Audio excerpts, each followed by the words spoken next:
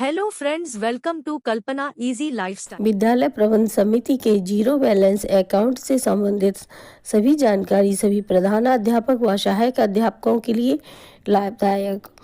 SMC खाते में balance व लिमिट कैसे जानें, पीएफएमएस पोर्टल के माध्यम से भुगतान की प्रक्रिया कैसे करें, इसके बारे में चर्चा की जाए।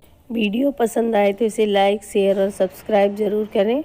Thank you. जैसा कि आप सभी जानते हैं कि विद्यालय प्रबंध समिति का जीरो बैलेंस अकाउंट खोले जाने के पश्चात वर्तमान में कंपोजिट ग्रांट की धनराशि जीरो बैलेंस वाले नवीन खाते में ही प्रेषित की गई है। यह धनराशि के रूप में ना होकर लिमिट के रूप में रहेगी, जो कि ना तो कैश के रूप में आपके खाते में या पासबुक में प्रिंट कराने पर दिखेगी और ना ही आप कैशलेस निकासी या चेक से निकासी ही कर सकते हैं। उक्त प्रक्रिया पूर्णतः अवैध मानी जाएगी। आपके खाते में धनराशि की जगह लिमिट जारी किए जाने से तात्पर्य है कि यदि छात्र संख्या के हिसाब से आपके विद्यालय में 10,000 मद बन रहा है तो उस खाते की लिमिट 10,000 जारी कर दी गई है, अर्थात उस खाते के माध्यम से आप 10,000 तक खर्च या भुगतान कर सकते हैं। किंतु यह प्रक्रिया नगद ना होकर पीएफएमएस पोर्टल के माध्यम से ही होना है। खाते में बैलेंस लिमिट कैसे जानकारी करें? जीरो बैलेंस खाते में पासबुक पर प्रिंट के माध्यम से या बैंक में जाकर खाते में कितना मद आया है इसकी जानकारी नहीं प्राप्त हो सकेगी, क्योंकि खाते में धनराशि न भेज कर के खाते में लिमिट जारी की गई है।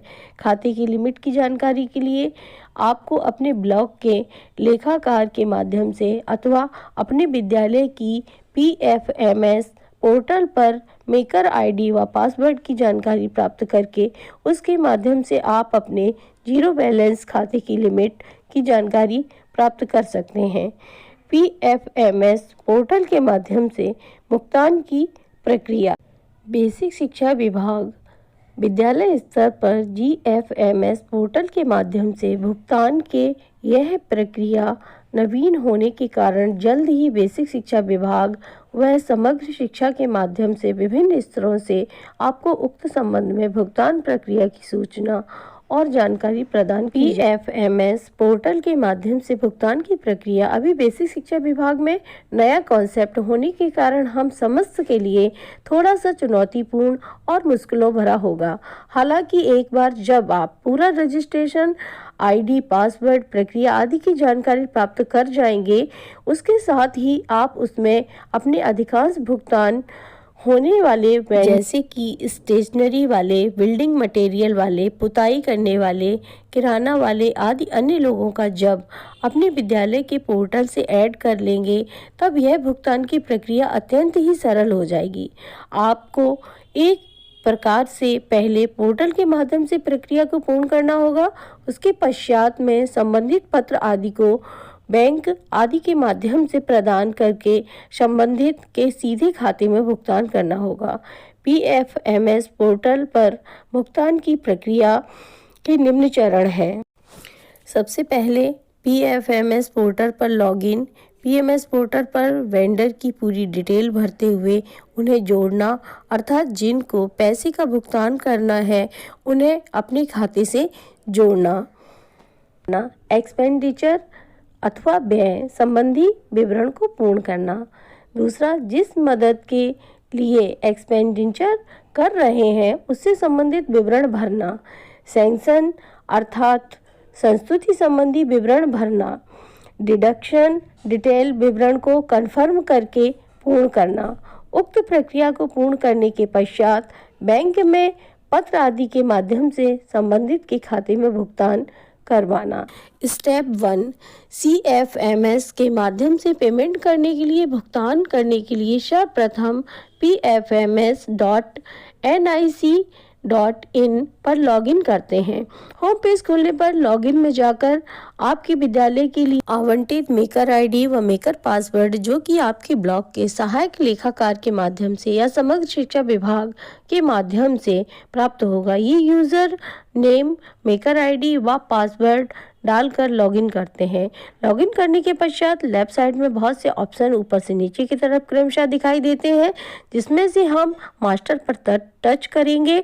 मास्टर पर टच करने के पश्चात में बहुत सारे विकल्प आते हैं, जिसमें वेंडर पर क्लिक करके सर्वप्रथम कार्य वेंडर अर्थात सप्लायर को ऐड करते हैं। स्टेप 2, वेंडर पर टच करने पर बहुत सारे ऑप्शन खुलकर आते हैं, जिसमें कि ऐड न्यू पर टच करते हैं। ऐड न्यू पर टच करने पर कई बॉक्स के कॉलम खुलकर आएंगे, जिसमें कि वेंडर की पूरी डिटेल भरना होगा, जिसमें कुछ कॉलम अति महत्वपूर्ण रहेंगे जिन्हें अनिवार्य रूप से भरना रहेगा।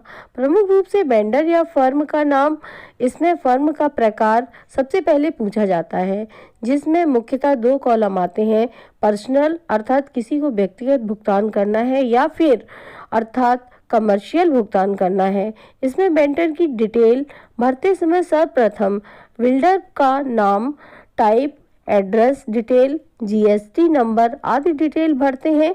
इसके पश्चात प्रमुख रूप से वेंडर की बैंक डिटेल भरना रहता है, जिसमें वेंडर का बैंक का नाम, अकाउंट नंबर आदि भरा जाता है। वेंडर की पूरी डिटेल भरने के पश्चात सेव कर देते हैं, जिससे कि वेंडर संबंधित डिटेल पूर्ण हो जाती है। इसके पश्चात बैक वाले बटन पर क्लिक करके पुनः वापस प्रक्रिया में आ जाते हैं। व्यय संबंधी डिटेल भरना होता है। एक्सपेंडिचर पर क्लिक करने के पश्चात बहुत सारे विकल्प दाहिनी तरफ खुलकर आते हैं। इसमें हमें सबसे पहले ऐड न्यू पर क्लिक करना होता है। ऐड न्यू पर क्लिक करने पर एक नया फॉर्म जैसा अर्थात बहुत सारी डिटेल भरने के लिए खुलकर आता है। इसमें सबसे पहले स्कीम अर्थात जिस योजना के तहत व्यय हो रहा है उसका डिटेल भरना आता है।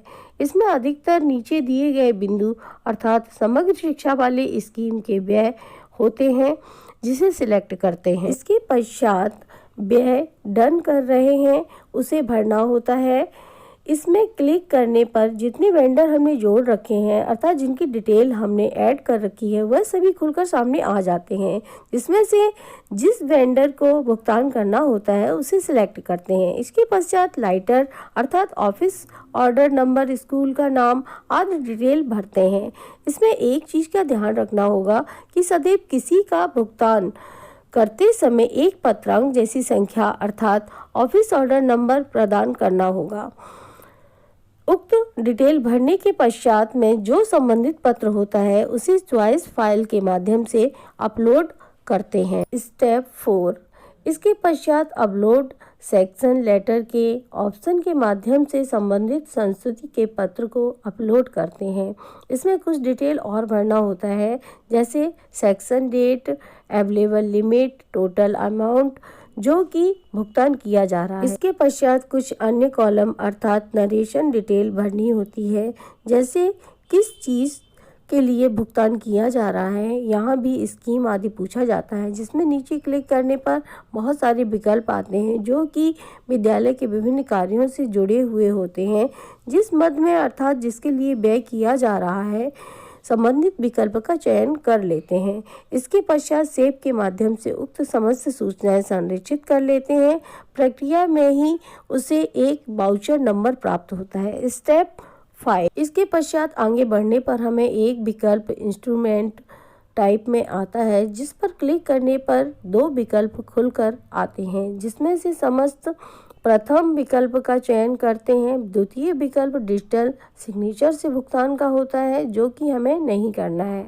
इसके पश्चात ऐड डिटेक्शन डिटेल का विकल्प आता है, जिसमें कुछ अन्य जोड़ना या घटाना होता है।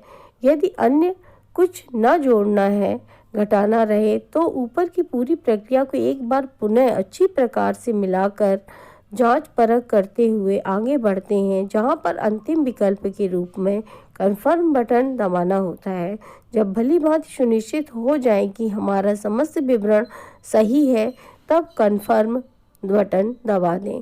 इस प्रकार हमारी PFMS पोर्टल पर की जाने वाली प्रक्रिया पूर्ण हो जाएगी। PFMS पोर्टल की उक्त प्रक्रिया प्रथम बार करने पर ही बहुत बड़ी और जटिल लगेगी। इसके साथ ही जब आप करते रहेंगे तथा विशेषज्ञों द्वारा जब आपको प्रशिक्षण प्राप्त कर दिया जाएगा तो इसके पश्चात यह प्रक्रिया इतनी कठिन नहीं लगेगी।